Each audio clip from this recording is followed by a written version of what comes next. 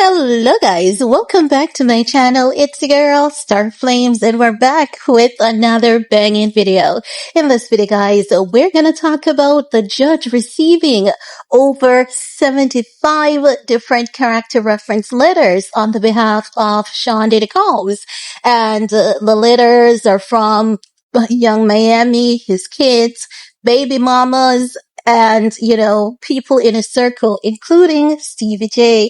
Let's talk about it because in all these letters, they're basically asking the judge to cut him some slacks. Yungmiami is saying that Sean Diddy Combs has always been helpful to the community. He's not a threat or a danger to society. He has been nothing but caring and very much giving. And she remembers back in, I think it was 2022, she said that both of them basically went out on the street and provided dinners for a lot of homeless people. Now, I saw yungmiami's letter. I'm not sure if I'm going to get into the letter like in its entirety in this video. I may do a separate video for that letter, but I want to just dive into who's saying what, from the kids to the baby mamas and steviej as well. Steviej is saying that when his father passed, I believe it was his father, Sean Diddy Combs paid for almost all the funeral cost. So he's saying that Diddy is a good person, and as such, they're asking the judge to be lenient on him. What Diddy is asking for is, I think, 1 year and 6 months of house arrest with mentor program group therapy, drug testing, and all of that jazz. He's saying he's going to be a good boy if they send him home to serve time within the confinement of his own dwelling. However, the prosecutors, they object to that proposal. They're saying that, all the things that Diddy has done to these women, we can see the evidence, the testimonies of how just horribly he has done the crime. So they are pushing for the maximum time. Now, what they're saying, according to the letters, most of the letters, they're saying that Sean Diddy Combs is a great father and son who gives back to his community. That is coming from the family, friends, and exes. They're telling the judge who is set to decide his fate. Diddy's legal team gave Judge Aaron Subramania a mountain of legal homework in a massive filing late Monday night, and the trove of documents includes more than 75 letters of support. The Bad Boy founder's mother, Janice Combs, his 6 eldest kids, and a handful of exes, including rapper yungmiami, spoke highly of Diddy in their letters to the judge in an effort to secure a lighter sentence next month following his conviction on prostitution charges. Now, here's a sample of the letter. Christian Combs wrote, "No disrespect to you if you have kids, but I know my father is the best." He added, "I have seen my dad help thousands of people, give back millions of dollars, and show love to everyone and never treat anyone foul. Please let my dad out of jail." Now, I don't know who Christian Combs thinks he's talking to, and why is it that no one had given him proper guidance on the letter, because when he says no disrespect to you if you have kids, but I know my father is the best, it sounds like you're apologizing for something that you intentionally did wrong, but you're using the word unfortunately, which is you're implying that it is both of us who made a bad decision that resulted in this unfortunate circumstance. That's what he's unfortunately, my dad, is the greatest dad, so he's literally telling the judge, unfortunately for you, my dad is the greatest dad. I don't know, why they allowed him to leave that line in it. It's very disrespectful. Some people may not see it as thus, but if when it comes to formalities and, if you understand proper mannerism, And when it comes to constructing such letters, you don't say no disrespect to you. Do you know when someone is about to insult you, they say no disrespect, but I wasn't talking to you? That's literally what he did here. Now, for Young Miami, she says during their relationship, he was loving, genuine, and supportive. She mentions going with Diddy to the Met Gala and says he's not a threat to the community. So, I mean, what does the Met Gala has to do with anything, you know? I mean, why was the Met Gala significant? Because it's a formal, it's a charitable event it is known to be a charitable event because they do raise money for, the School of Museum, and a lot of the people who attend, they buy their invite, you know, and it's considered as donation, as well as some people are given invites by different brands. So you'll have different brands buying a table, and let's say each table seats, let's say 12 people. They will choose the 12 people that they want to invite. So I don't know what the Met Gala has to do with Sean Diddy Combs' community in general. And a lot of people are now this is the thing with people. It is known, like it is historically recorded, that people who are oftentimes, not always, but oftentimes engages in a lot of philanthropy. They basically use the philanthropy acts to atone for their sins. You know, it's like people committing crimes, doing wrong, and they, you know, convert to Christianity or whatever religion to atone for their sins. If you check a lot of Christians, many of them were strippers, you know, not saying it's a crime, but it is seen as something that is, you know, bad to society. If you check Christianity, especially, well, let me not say Christianity especially, but in religion, a lot of people who are now, you know, saints, or as they call themselves, saved saints, you know, going to church and being converted is just a way to atone. It's a form of atonement for their sins. So my point is pointing out that Sean Diddy Combs is involved in a lot of philanthropy. It's the court knows this. The court has seen it more than how they haven't seen it. Drug dealers, they contribute to a lot to schools mostly. And you know that drug mostly affects schools, homes, family, but you find drug dealers, they're always contributing to schools, they're always contributing to sports, and those are the areas they affect mainly with pushing their drugs. So it's like Young Miami now coming out to say, oh, but we were at the Met Gala, and, and, you know, but her letter is lengthy. She also mentioned that Sean Diddy Combs is a good man. You know, I think she mentioned a man of God. I find it to be ridiculous. What God is she talking about? We can't say she's telling a lie. We just need to ask what God she's talking about, you know?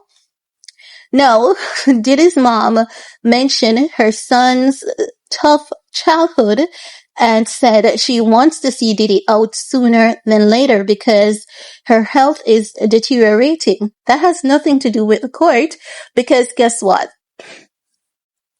If Sean Diddy Combs had loved you so much, he would see you in the other woman. He would treat the other woman just the same as he would want a man to treat you, his mom. The court is not stupid. And this is what these people need to realize, you know, because if you're going to tell the court, listen, my health depends on you, keeping my son behind bars or releasing him. So if you want me to have good health and, you know, because of what you're doing, because of you looking at sentencing my son or giving my son a lengthy sentence, that's going to affect my health. The judge does not give a rat's ass about your health. If Diddy did not give a rat's ass about your health, the judge is not going to care. They have to understand that the legal system is very smart, often flawed at times, but very smart, because there's one thing they're going to look at. You were prostituting these women. You were putting hands and feet on them. You were not treating these women as though you would like your mother to be treated. So if you were not lenient on these women, why should we care about your mom? You didn't care about her. It was Diddy's responsibility to keep himself out of trouble for the sake of his mom and his kids. It is not the court's responsibility to be lenient on him in order to cushion his kids' feelings or his mom's feelings. He has done the crime and he's gonna do the time. The court does not give a rat's ass about these character reference letters. They mean nothing to the court because Diddy's crime, it wasn't a secret. And where were all these people to intervene when he was doing these things? Where were all these people to tell him to put an end to it and to insist that he puts an end to it and to get the necessary help that he needs? So Jenny Combs telling the court that, oh, I'm sick. My health has been, the court does not give a rat's ass about you, ma'am. Your son didn't give a rat's ass about yungmiami, Daphne Joy, or any of the other victims. So you need to, lay in that bed that you have spread because you helped make that bed and you should lay in it. So after she mentioned, she just spoke about her health and she's asking the judge to let him out so he can help some of her grandchildren heal the loss of their mother, Kim Porter, who died in 2018. Now, when Kim Porter died in 2018, why wasn't that a wake-up call to Sean Diddy Combs that, you know what? My kids, they only have one parent now, and I have to be an exemplary parent, for them to ensure that I'm not behind bars or anything that I've done. So 2018, did we see a decline of Sean Diddy Combs' actions? Absolutely not. So if Diddy did not care about what happened in 2018, why should the court give a rat's ass? This woman needs to wake up. She needs to wake the fuck up. And the sooner she wakes up, she will realize that the life that they thought they once had, it has ended. They've always managed to get their way and it's just done. They're not going to get their way as they once used to. And she needs to wake up and she needs to realize that. The sooner she realizes that, the better it will be for her to accept, heal, and move on. Now, we have Diddy's sister, Keisha Combs. She said that Diddy's nephew is having a difficult time without his uncle. As they were very close, she explained away a lot of the court testimony, saying Diddy's addiction clouded his judgment. Okay. And, they're saying Justin Combs says life has been incomplete without Diddy, who he describes as a loving, present father who has made mistakes. Quincy, Diddy's adopted son from Albie Shore and Kim, says Diddy has been his father figure since he was 4 and has shown him unconditional love. He says Diddy became a rock for Kim's kids after her death. Dana Tran, the mother, that's Baby Love's mom, the mother of Diddy's youngest child, says she doesn't excuse his past mistakes and tells the judge allowing him to be present for their daughter will inspire Diddy to make positive choice for the future. Now, Dana seems to be one of the smartest ones, but at the same time, I have to say that wording is very careful because what Dana is saying here doesn't make any difference because it's not as though he's looking at serving life behind bars. He's looking at serving a few years. So at no point was there any suggestion that he's going to be away for 20 years or so. So it is not the court who is not allowing Diddy to be there for his child. It is Diddy who has put himself in this predicament. If Diddy wasn't thinking about being there for his kids, why should the court think about Diddy should be there for his kids after he was convicted of committing crimes? That's not the court's decision. The court's decision is to ensure that justice is handed down to all parties involved.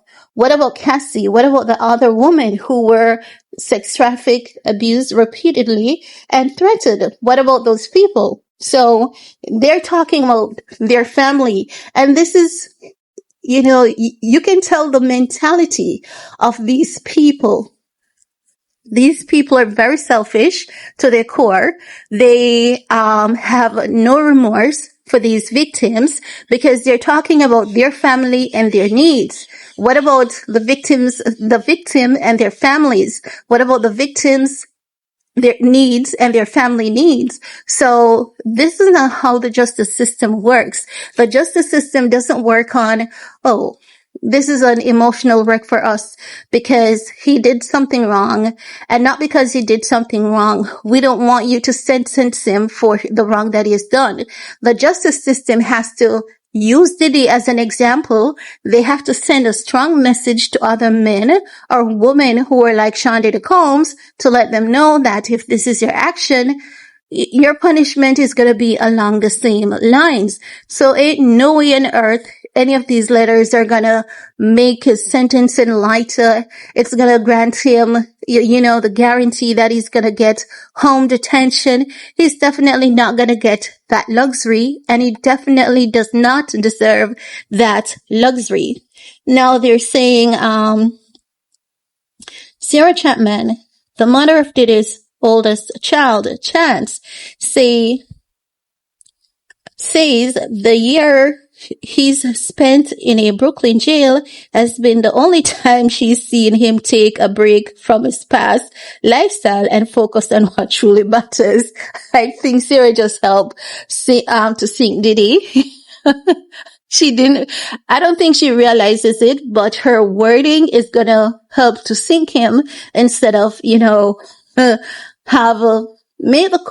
the judge have some leniency on him, because if it takes you being behind bars for you to take a break from that lifestyle, it means that, you're exactly where you need to be. Now, as it relates to Stevie J says Diddy has been instrumental to his success and claims he's a dedicated son and father. Stevie says when his own father passed away, Diddy paid for almost all the funeral expenses.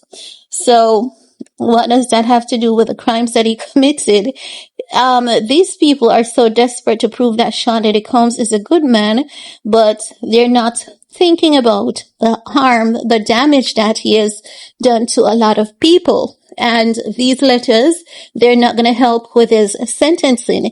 It's not as though someone entered onto Sean Diddy Combs' property, held him at gunpoint, held him and his family at gunpoint, robbed them, and was making good their escape. And then he fired shots off the robber, and then the bullet strayed, hitting someone, causing that individual's life.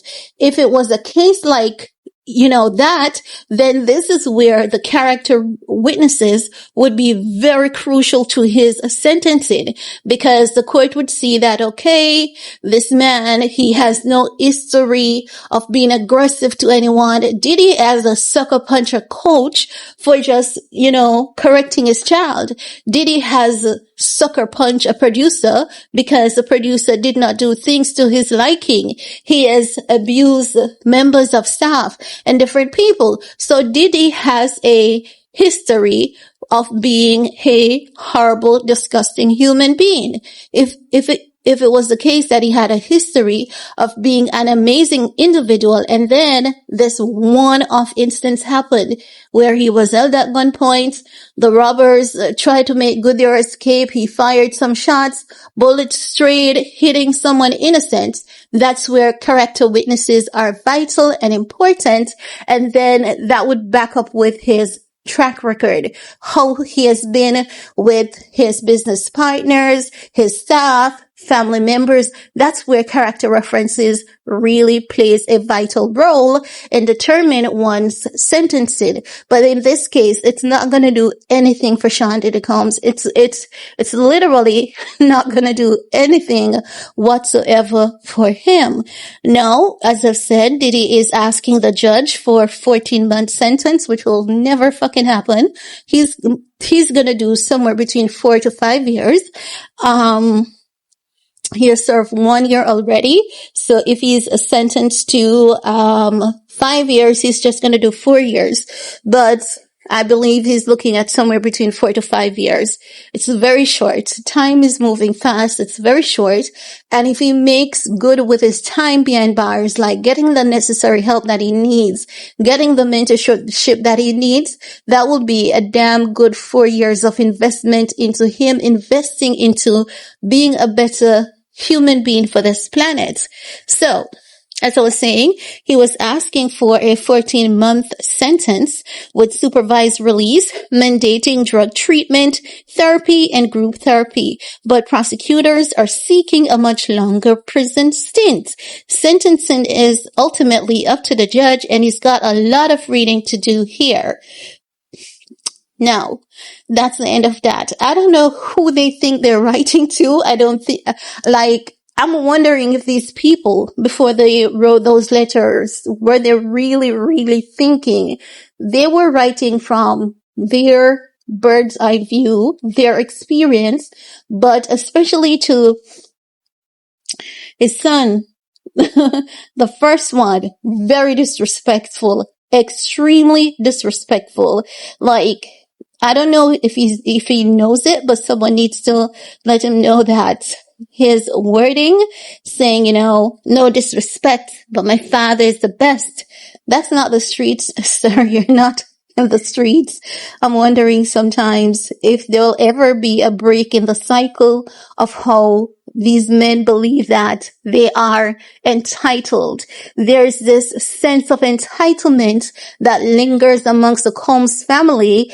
And this is why they're going to get a reality check. They're going to get a reality check and, to break that sense of entitlement, because of course they cannot go on like this, Anywho, guys, that's all I have to share in this video with you all. Let me know what's your take on the matter. Providing you have an opinion, leave one below. While you're at it, do all you need to on this video to support your girl. Peace.